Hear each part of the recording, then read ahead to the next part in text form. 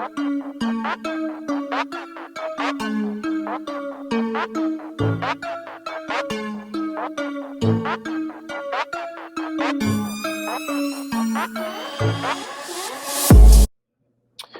so welcome back, folks. We are back here for the Radical Rude podcast, Real People, Real Conversations.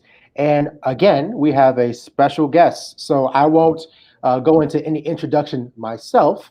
I will let Julie introduce who she is and all the great work that she does here at AFS. So, Julie, welcome, and it's a pleasure to have you on.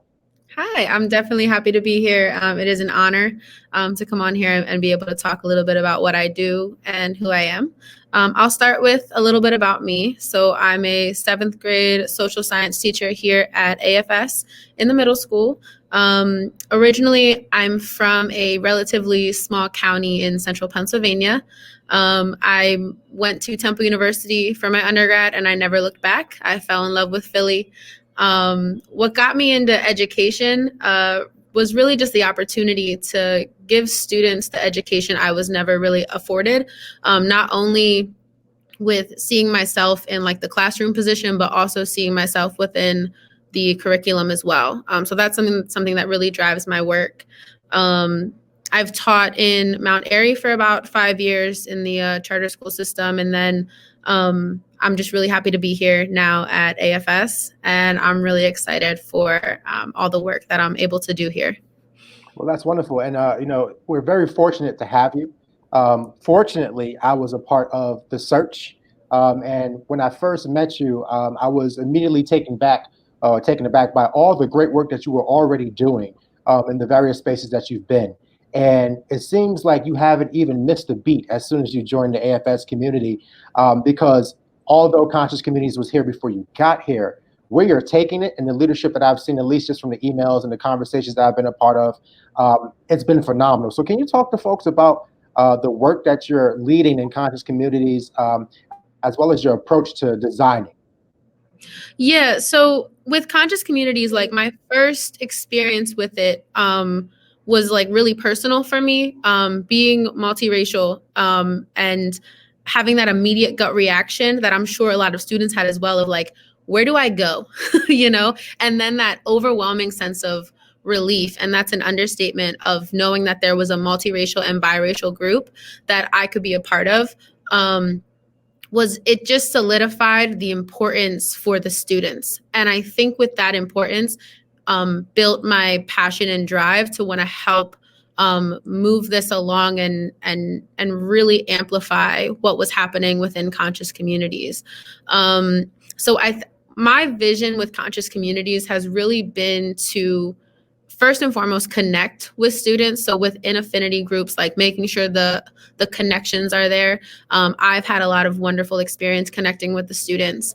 And I'm sure in other Conscious Community spaces, the same is happening. And then once those connections are made, you can start discussing issues, right? You can start discussing issues from the point of view from your race-based affinity group. And then moving even further, like thinking about now that we've discussed these issues within our own space, how do we start to engage with other groups, and how does our community want other groups to engage with us? So like thinking about like connecting, discussing, and then engaging, that's kind of my vision for like how I want at least my group, and then to some extent like all the other groups, to start thinking about that end goal of like, now how do we engage with one another? And how do we like make the environments safe for all parties, right? Awesome. Well, thank you for sharing that. And one of the things that often comes up when we have conversations about conscious communities, or when you think about affinity spaces, some folks might call it pushback, or some folks might just call it disagreement.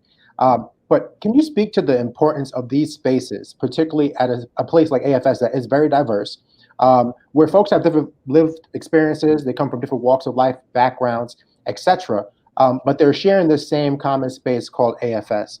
Can you talk to us a little bit about the benefits of this work and what folks will get out of it, or what you hope folks will take away from it? Yeah, and I really can only speak from my group's experience, and I can only speak from the I perspective here. But for me, it's just been this overwhelming sense of like, I'm not alone in this journey, and everything I'm feeling is validated within these conversations, and everything the journey I'm going through is normal and natural, right? And like hearing students dealing with the same issues I was dealing with in middle school and like the same problems, and I'm just like, you know, letting like reassuring them, but also it's also reassuring myself like knowing that like this is a really important space. And I think it's even like it goes beyond like importance, right? Like it goes beyond that, and it's like especially for groups of color, right? Thinking about groups that may not have the representation within the staff, right? And thinking about those spaces and what that means for those students. And yeah, it's just been a really beautiful experience. Excellent, excellent. So, like I said, we're definitely fortunate to have you as a part of the AFS community. If folks don't know you, hopefully they'll get a chance to know you now.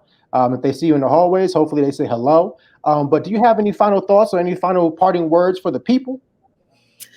Ooh, I will express the same thoughts that were communicated to me when I first came to AFS. When I was thinking about the curriculum, multiple people had encouraged me to, quote, blow it up. So I just encourage everyone to keep blowing it up and keep pushing and keep fighting for what you want to see, right? So that's all I got to say. Definitely great words of wisdom, great words of advice. We are co-conspirators in this work. We are co-conspirators in building a new curriculum, one that's reflective of everyone who walks through these doors. So I'm super excited that you're here, all the work that you're doing, and thanks for joining us on the Radical Root. Thank you. It's been an absolute pleasure. All right, take care now, Julie.